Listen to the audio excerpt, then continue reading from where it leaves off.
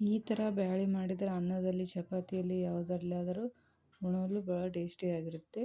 ಬನ್ನಿ ಪಾಲಕ್ ಬ್ಯಾಳೆ ಮಾಡೋಣ. ಟೊಮೊಟೊ, ಪಾಲಕ, ಬ್ಯಾಳೆ ಎಲ್ಲವನ್ನು ಸೇರಿಸಿ ಕುದಿಸಲಿಡೋಣ. 3-4 ವಿಸಲ್ ಬರೋವರೆಗೆ ಕುದಿಸೋಣ. ನಾನು 2 ಗ್ಲಾಸ್ ನೀರು ಹಾಕಿ ಸ್ವಲ್ಪ ಜೀರಿಗೆಯನ್ನು ಸೇರಿಸಿ ಕುದಿಸ್ತಾ ಇದ್ದೀನಿ. ಈಗ ಪಾಣೆ ಹಾಕಲು ಎಣ್ಣೆ, ಜೀರಿಗೆ, ಸಣ್ಣಗೆ ಕತ್ತರಿಸಿದ ಉಳ್ಳಾಗಡ್ಡೆಯನ್ನು ಸೇರಿಸಿ ಚೆನ್ನಾಗಿ ಹುರಿಯೋಣ ಕೆಂಪಗಾಗುವವರೆಗೂ. ಅದರಲ್ಲಿ ಸ್ವಲ್ಪ ಬೆಳ್ಳುಳ್ಳಿ ಶುಂಠಿ ಪೇಸ್ಟ್ ಸೇರಿಸೋಣ. ಅರಿಶಿನ, ಖಾರ, ಧನಿಯಾ ಪೌಡ್ರು ಎಲ್ಲವನ್ನು ಸೇರಿಸಿ ಹುರಿಯೋಣ. ಈ ಕಡೆ ಪಾಲಕ್ ಬ್ಯಾಳೆ ಕುದ್ದಿದೆ, ಅದನ್ನು ಸ್ವಲ್ಪ ಮ್ಯಾಶ್ ಮಾಡಿ ಸೈಡ್ ಇಟ್ಟಿದ್ದೇನೆ. ಅದನ್ನು ಈಗ ಸೇರಿಸಿಕೊಳ್ಳೋಣ.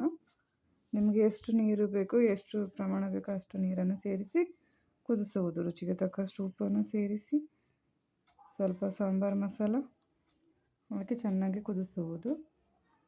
ಈ ಥರ ಹೆಲ್ದಿ ಟೇಸ್ಟಿ ದಾಲ್ ಭಾಳ ಟೇಸ್ಟಿಯಾಗಿರುತ್ತೆ.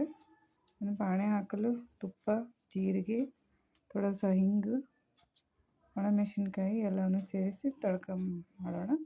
ಇದನ್ನು ಬೇಳೆಯಲ್ಲಿ ಸೇರಿಸಿ ಕುದಿಸಿದರೆ ಅನ್ನದ ಜೊತೆ ಚಪಾತಿ ಜೊತೆ ತಿನ್ನಲು ಭಾಳ ರುಚಿಯಾಗಿರುತ್ತೆ. ಒಂದು ಸಾರಿ ಟ್ರೈ ಮಾಡಿ ನೋಡಿ.